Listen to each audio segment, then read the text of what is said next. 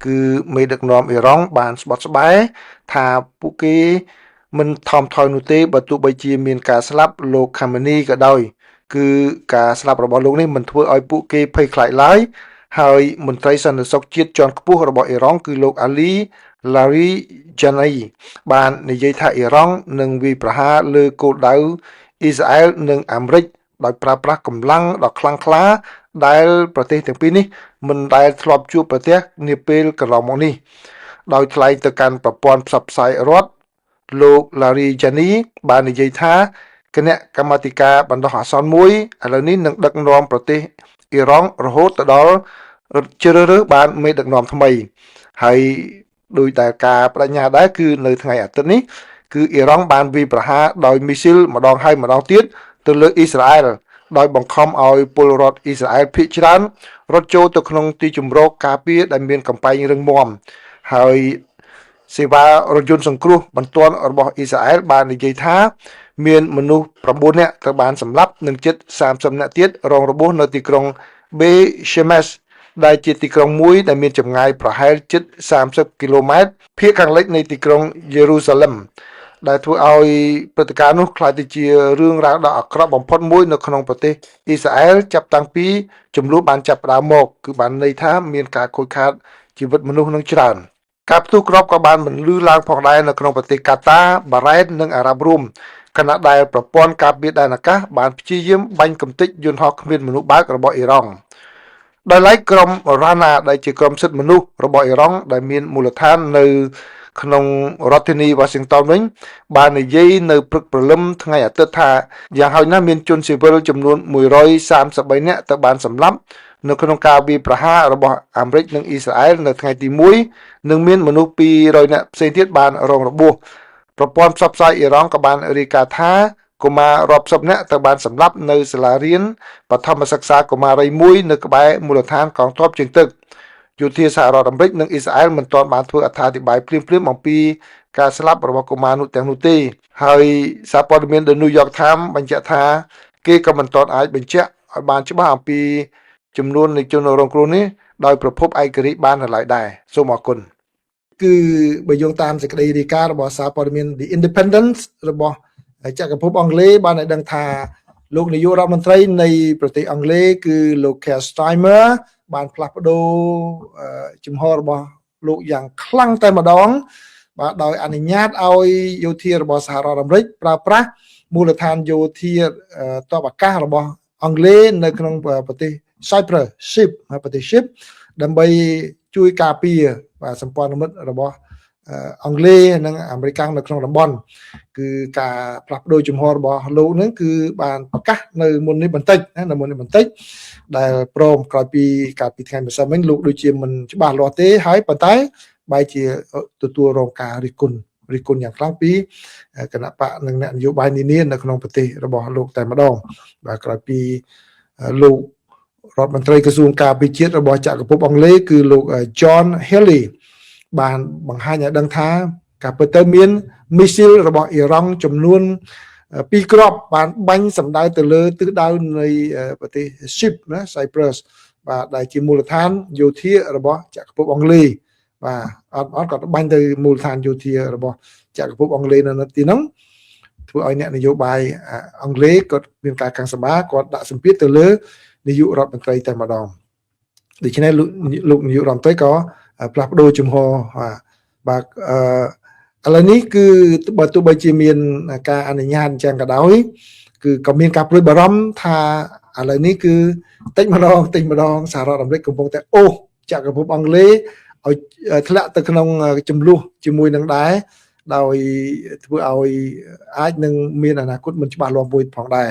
ហើយអាចនឹងមានការតវ៉ារបស់ប្រជាពលរដ្ឋនៅតាមដងវិថីនានាបាទគឺ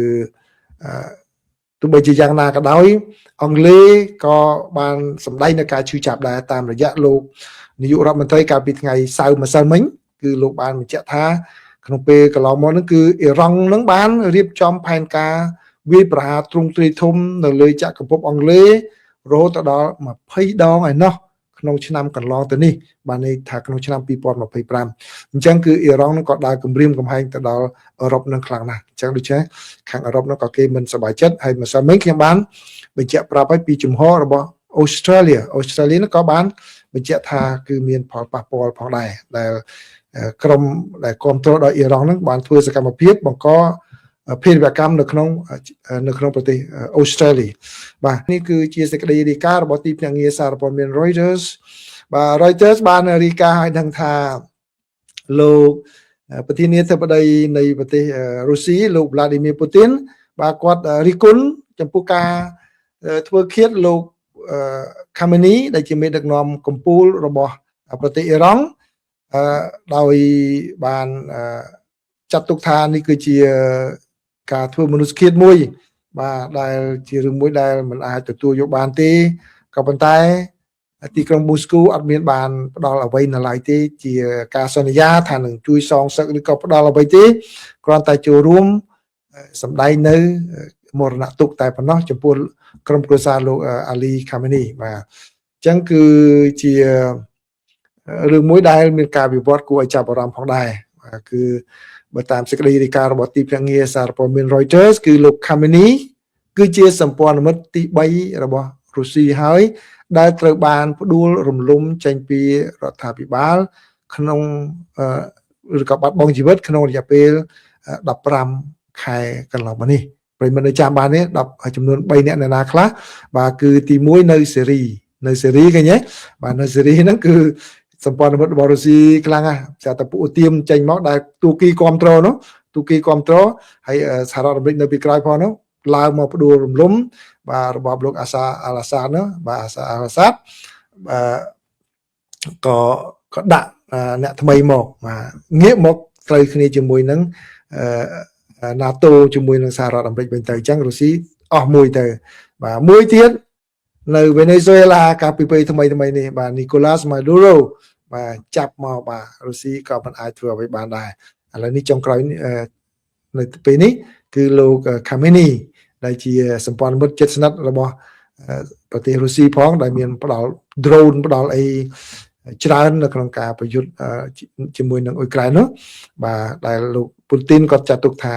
គឺលោក Khamenei នឹងត្រូវគេចងចាំថាជាវីរៈបុរសនៅក្នុងប្រទេសរុស្ស៊ីហើយដោយសារតែបានធ្វើឲ្យទំនាក់ទំនងជាមួយនឹងរុស្ស៊ីនឹងបានកើនមានឡើងដល់កម្រិតយុទ្ធសាស្ត្រគ្រប់ជ្រុងជ្រោយផងដែរបាទហើយគឺបើយើងមើលទៅវាជារឿងមួយវិលទៅវិញនៃកង់ប្រវត្តិសាស្ត្រពីព្រោះកាលពីឆ្នាំ1979ហ្នឹងពួកក្រុមអាចារ្យហ្នឹងបាទពុបជិតហ្នឹងបានធ្វើបដិវត្តនៅឆ្នាំ1979ដើម្បីផ្ដួលរំលំរបបស្ដេចឆាបាទដែលសហរដ្ឋអាមេរិកគ្រប់គ្រងបាទសហរដ្ឋអាមេរិកគ្រប់គ្រងផ្ដួលឥឡូវនេះ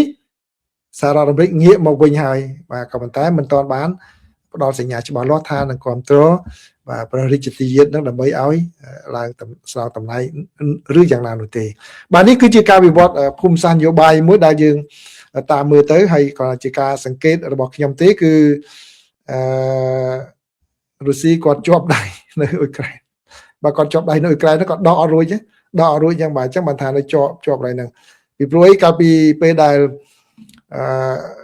អាមេរិកជាប់ដៃនៅអាហ្វហ្គានីស្ថានហ្នឹងពេលនោះរុស្ស៊ីជាអ្នកដែល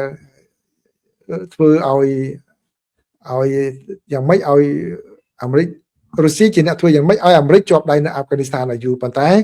លោក Biden គាត់ដឹងពីបញ្ហាហ្នឹងគាត់ដកឡើងវឹបតែម្ដងដកចេញមកបាទមានរឿងរ៉ាវអីដកមិនស្អាតហ្នឹងគឺមានរឿងរ៉ាវកើតឡើងគាត់ដឹងថាកាឡាអត់ស្រួលនៅអ៊ុយក្រែនស្រាប់តែចេញរុស្ស៊ីនៅអ៊ុយក្រែនហ្នឹងបានមកទប់ទល់ឥឡូវនេះរុស្ស៊ីមកផុងខ្លួននៅកន្លែងហ្នឹងសម្ព័ន្ធមិត្តរបស់ខ្លួនឯងនៅប្រទេសដទៃទៀតបាទมันអាចទៅជួយបានដួលជាបន្តផងដែរជាពិសេសដួលដែលខ្លាំងគឺនៅសេរីហ្នឹងបាទសេរីហ្នឹងខ្លាំងមែនតើបាទបើសិនជានៅអ៊ីរ៉ង់ដួលមួយទៀតនឹងគឺជារឿងមួយដែលគេថាផ្លាស់ប្ដូរភូមិសាស្ត្រនយោបាយមួយបាទអញ្ចឹងសូមអរគុណប្រិយមិត្តច្រើនណាដែលចូលមកអញ្ចឹងកុំភ្លេចទៅស្ដាប់ឬក៏ទស្សនាក៏បានដែរវីដេអូដែលខ្ញុំធ្វើតាក់ទងជាមួយនឹងក្រុម CA ដែលបានផ្ដល់ព័ត៌មានទៅដល់អ៊ីស្រាអែលដើម្បីធ្វើយ៉ាងណាតាមប្រហារធ្វើឃាតលោកអាលីខាមេនីហើយនឹងមេតបសំខាន់ហ្នឹងបាទអញ្ចឹងគឺព័ត៌មាននឹងល្អណាស់បាទអញ្ចឹងខ្ញុំបានធ្វើជូនប្រិយមិត្តហើយខ្ញុំមិនចាក់នៅកន្លែងនេះទេ ហើយមួយទៀតដែលខ្ញុំបានធ្វើតាក់ទងនឹងព្រះរាជាយាតនឹងផងដែរបាទគឺក៏បានធ្វើជូនឲ្យប្រិមិត្តទៅទស្សនាផងដែរអញ្ចឹងសូមអរគុណសូមជម្រាបលា